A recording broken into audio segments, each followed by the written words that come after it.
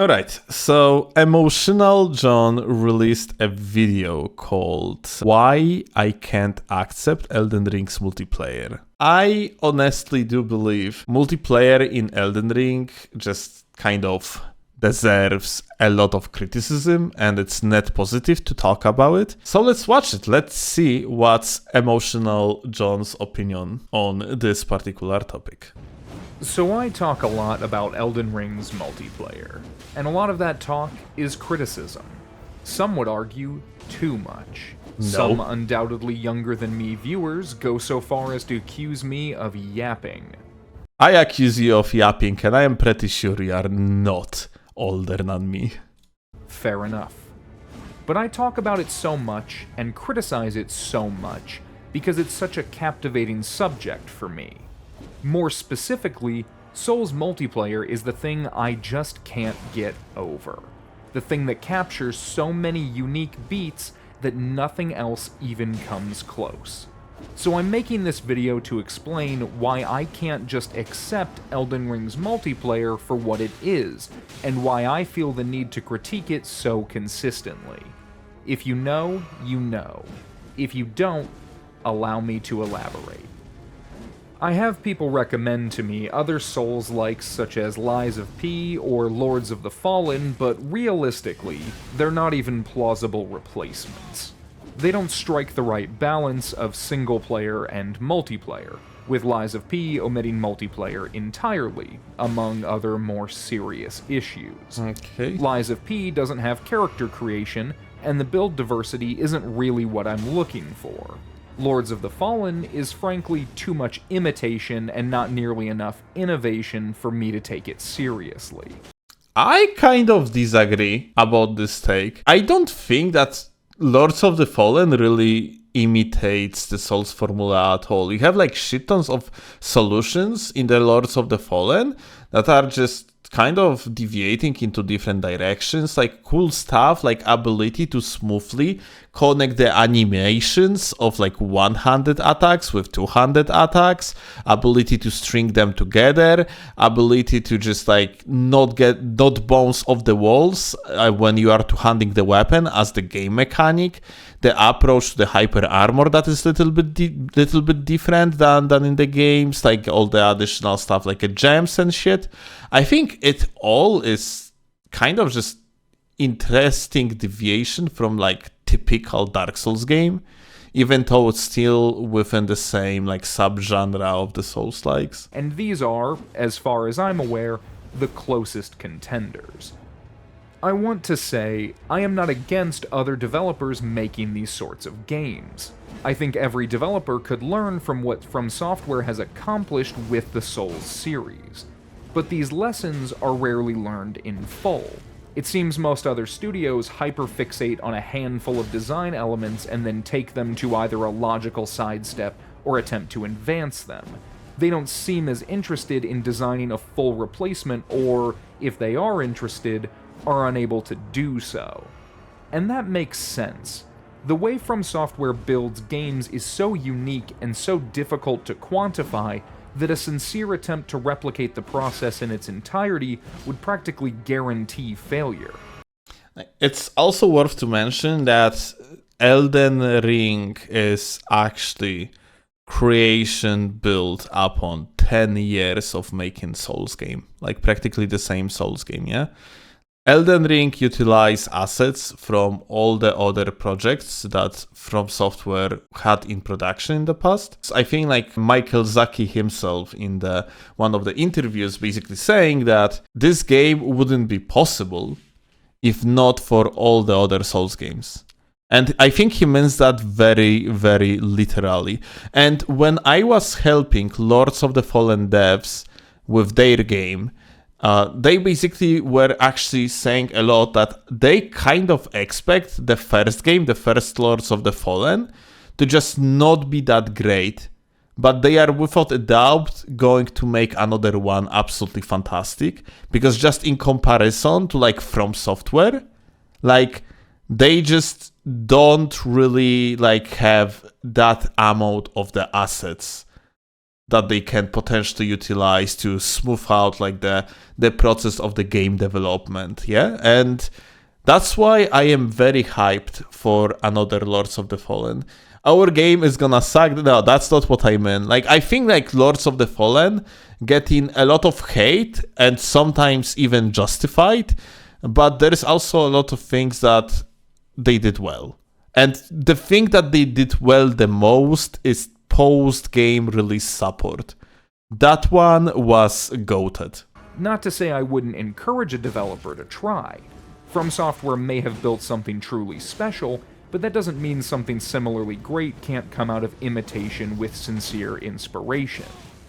But why am I talking about other games?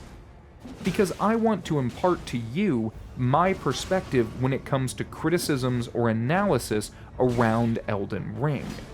Basically, I want to tell you the core of why I make videos. There is no alternative to Elden Ring. There are older games in the series, sure. There are mods of all types, of course. But as far as an actual, serious, mainline competitor to which I could take my business, there are exactly 0 options.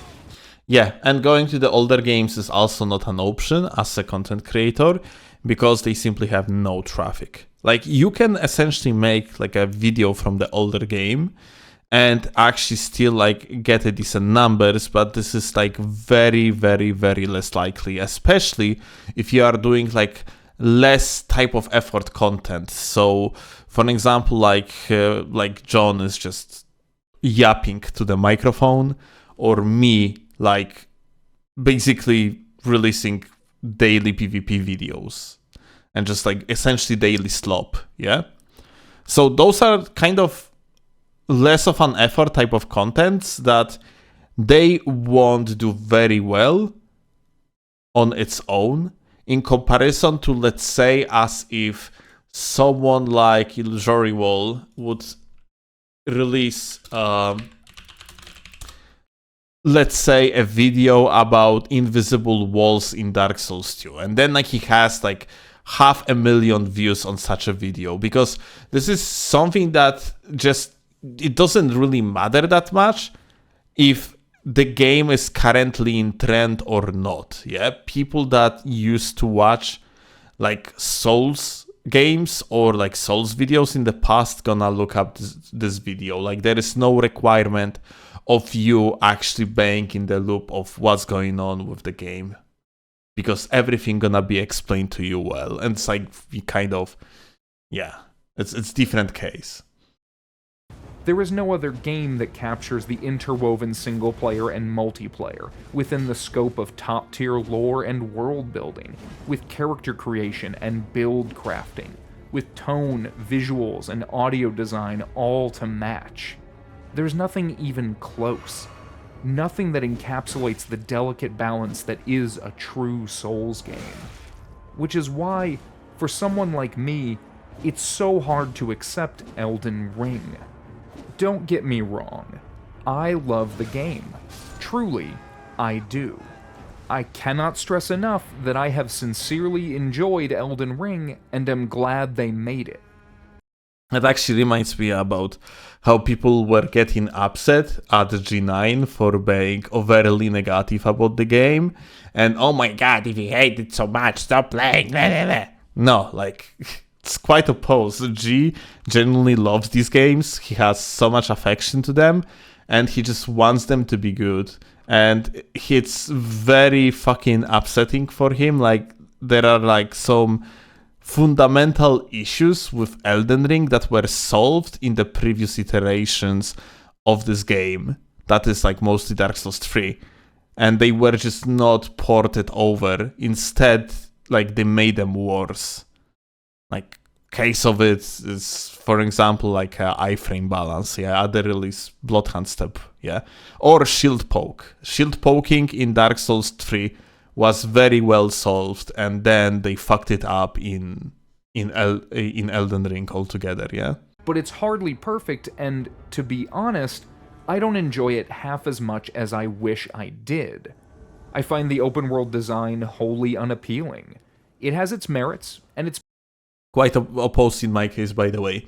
I love open world games, but in my opinion, the world of Elden Ring is fucking bad because it is not simulation of the open world. It is not simulation of the living world. It's like open world on the rails. Elden Ring's open world is like a model. It's a model of essentially a vast lands, but it's dead.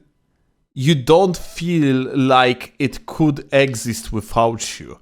You are going to sit at the grace and you are going to see exactly same stuff happening every single time. And it is extremely unappealing to me. In my opinion, in my experience, open world games just supposed to be based off the simulation of the world. Like, this is the appealing part of the open world games, and there is no simulation of the world in Elden Ring.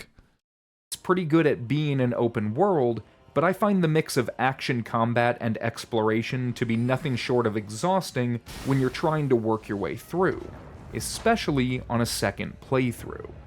I find the story to be a little underwhelming despite its epic scale. The sheer number of reused bosses and enemies throughout the world makes each encounter less and less special, and it breaks my sense of immersion as I'm forced to think these are meant largely as filler rather than meaningful placements.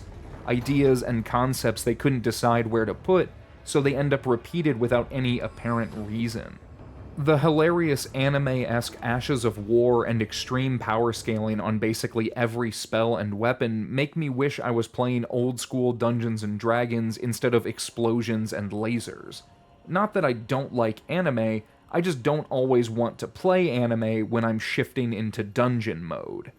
But I could forgive all of that. There's nothing that constitutes a deal-breaker or, realistically, would otherwise draw much active criticism. I could move past it all if only the multiplayer engaged me. I can assert that because I had many of the same criticisms of Dark Souls 3. I thought the world building and lore was largely self-referential, instead of establishing itself as a standout entry. Where many fans hated Dark Souls 2 for what it did differently, I found frustration with where Dark Souls 3 stayed the same. As a follow-up to Bloodborne, a dramatically more unique title, Dark Souls 3 played like a greatest hits compilation. In fact, until the end of the Ringed City, I never really felt like Dark Souls 3 had a true identity of its own. This is actually very common. That, like, people actually say that very commonly, that, like, Dark Souls 3 just feels like other stuff being slapped into, like, a one game, and it's essentially one big fan service. It's actually like, I don't know if I agree with it or not, but yeah, it is actually like common argument. But it had an ace up its sleeve in the form of improved multiplayer. It did, For yeah. those of you who never experienced early Dark Souls multiplayer, it was rough. Summon signs were inconsistent, the level range wasn't nearly as understood as it is now, finding a cooperator was a genuine treat, and being invaded a genuine terror.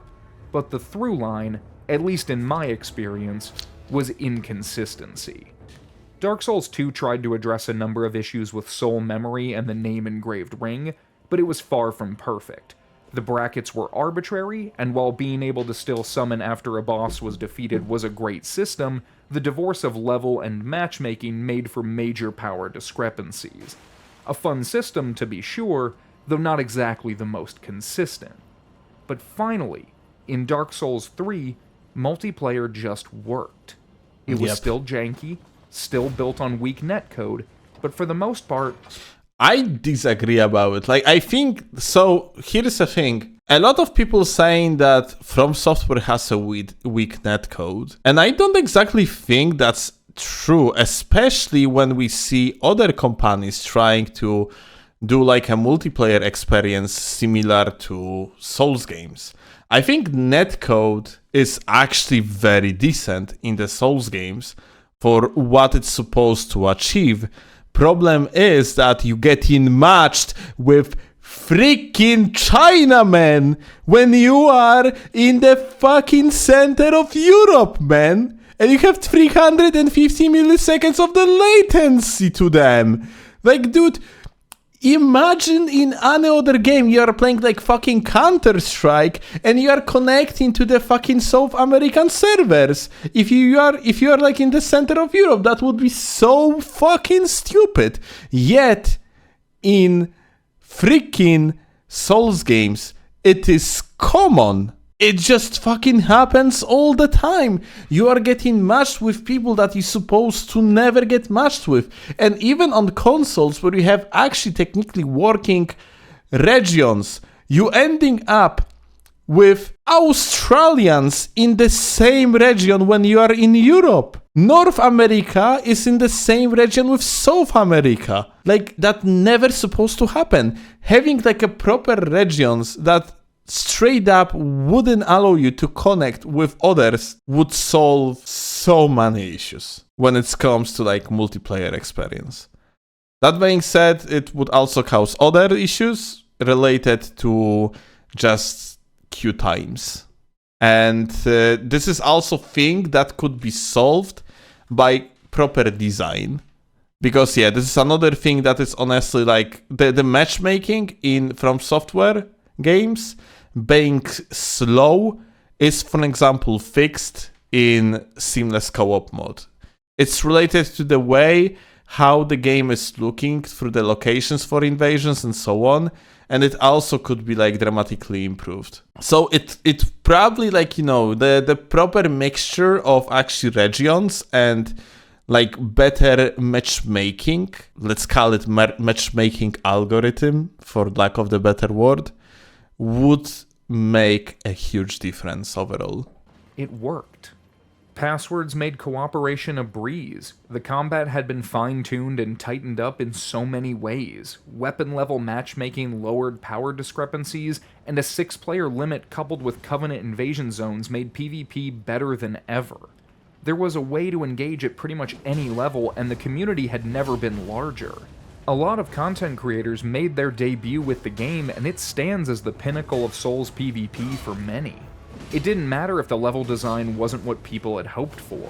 It didn't matter if the lore was a bit rehashed or a little repetitive.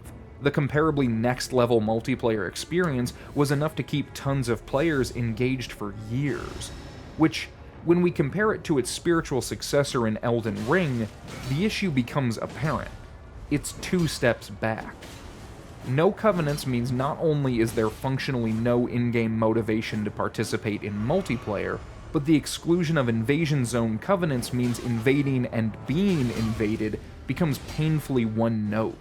Even cooperation takes a hit when you can't actually do most of the exploration with a friend. It's all fractured in the same way it was in every other title, but with the notable exception of being a game that is at least half traversal and exploration.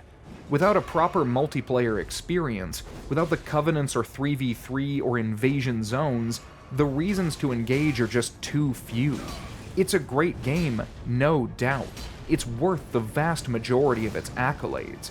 It's just not a very good multiplayer title. And I know I'm hard on the game as a whole when, in reality, the multiplayer is basically a tertiary function. But as I already established, it's the only multiplayer experience I have. And it's more than that. It's an outright degradation of the only multiplayer experience I have. When the only series that offers the sort of gameplay you want releases its biggest title with zero focus on that gameplay, it's not zero. But yeah, it just so happened it is just a downgrade to the previous iteration. It's hard to just accept it and enjoy it for what it is. It merits criticism. Because the foundation is there. The game has all the pieces to make it great. The combat system has been refined, the build options are substantial, and the game just feels good to play. They've done it before, and they could do it again. But Elden Ring is hyper-focused on everything that isn't multiplayer. It defies that part of its legacy, leaving players like me with essentially nothing to do. A void has been left, and so far, nothing has filled it. And that's such a shame because you essentially have infinite gameplay loop in form of invasions and multiplayer. It is something that just fulfills itself and can be like repeated, and it's always going to be somewhat of a different experience. And there is that argument as if it actually wouldn't matter to the developers because Elden Ring being like a premium game in the meaning that you just buy it once and you have it, so they don't care with if players stay with the game or not. And it just like, honestly, it's just a flawed argument. This is just not true because like the fact you have people playing the game continuously is just like free marketing for all these companies. So it is like essentially like a wheel that spins itself on its own, and it's just always worth to have players continuously playing your game. It's just like even from the business perspective, like people love to use this argument. It's just a good business decision to make a gameplay loop that allows people to continuously play the game and have essentially infinite content. But it doesn't even matter though, because what a lot of people just seem to not understand is that game developers are not in that industry for money, and they just want to make good games. There is no money for developers in the game dev industry. You are not joining game dev industry for money. Like, there is no doubt about it. And especially From Software, that has like one of the worst wages among the game dev studios in Japan, apparently. I've been recommended seamless co-op since Invasions were added, as it addresses at least my issues with player limit. But even then, I don't know that it's enough. Its invasions are a voluntary toggle, which is a double-edged sword. It's fine. Doesn't matter. On the one hand, you're more likely to get invasions against willing participants, which can potentially reduce the risk of toxic play or time waste. You don't. Like, the seamless co-op are just fucking scrubs. I barely play seamless co-op because it feels like beating fucking newborn. Like, they are not even fighting back. On the other hand, players getting to decide whether or not they can be invaded is sort of counter to what an invasion is. It's an imperfect middle ground, but hey, at least they're trying. And in return, I'm going to try Seamless soon because I want to see just how much better it feels.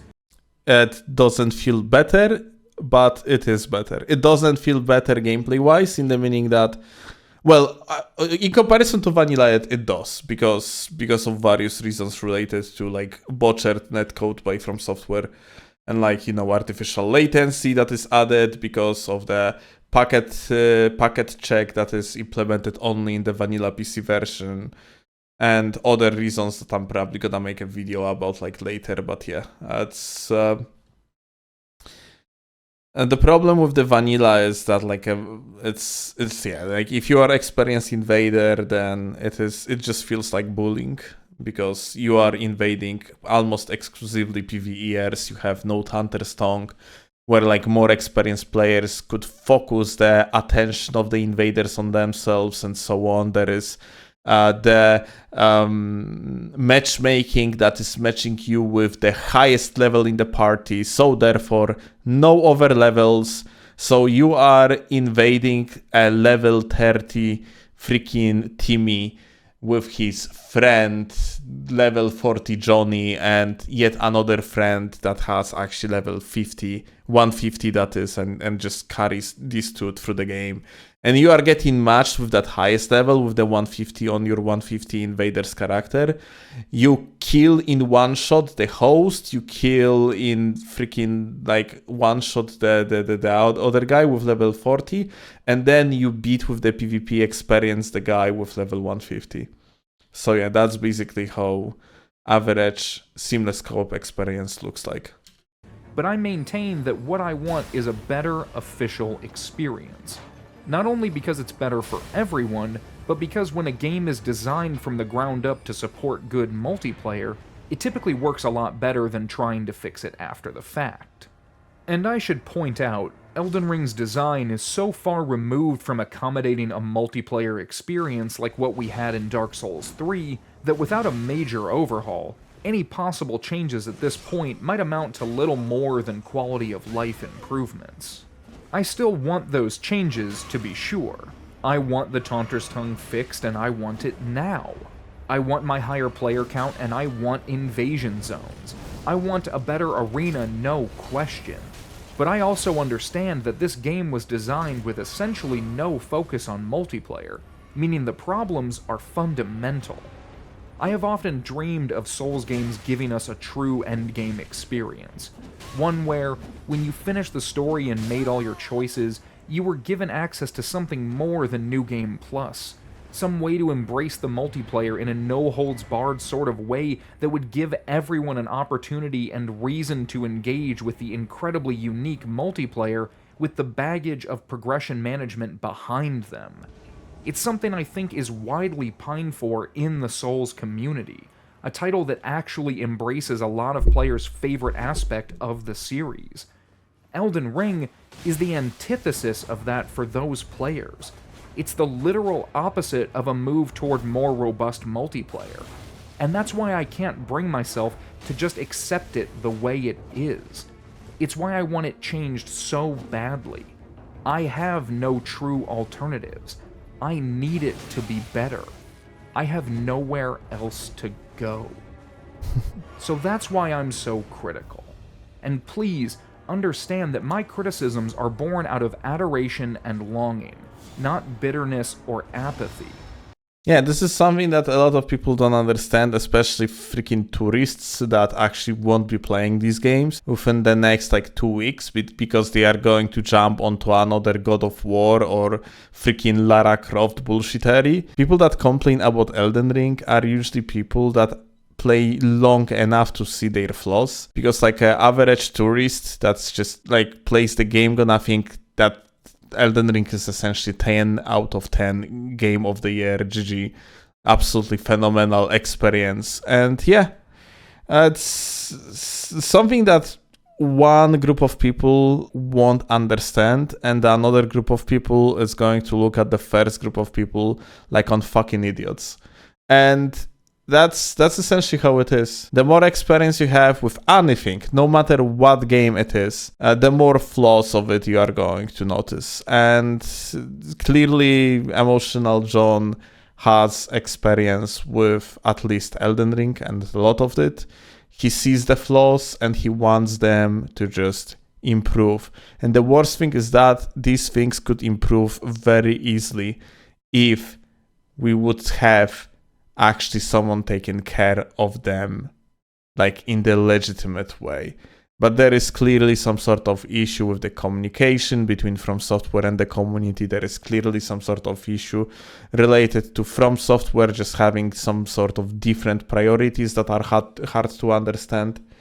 All of these things just causing actually issues related to what potentially could be simple fix to what is at the given moment a poor state of Elden Ring, and not only PvP but overall multiplayer.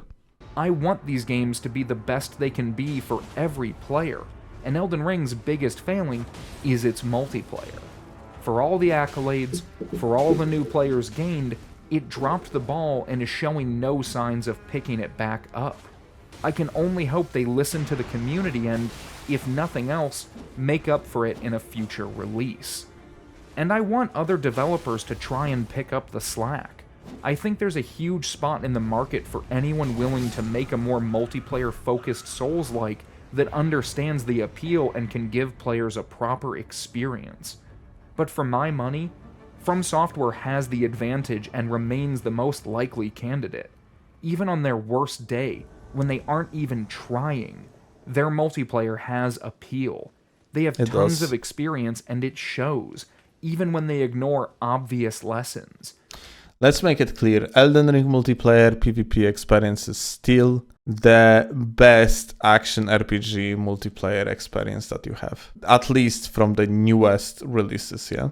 they're still the team to beat, and it's their lead to lose. That's all for this video. I know it's a Yup, Consider subscribing. But we know we have more to know what we want. We don't stop fighting till we hear a bell. Until then, thank you for watching. Oh, end of yup. Yeah. He's clearly just like yapping, waiting for the end of the invasion. Like, there is no doubt about it. But hey, overall good video. I enjoyed it a lot. At the end of the day, even like if we are deviating with the arguments in this other way, like the ultimate goal is that everyone involved wants to have Elden Ring multiplayer at its actual best. So thanks a lot for the video, John. Great as always.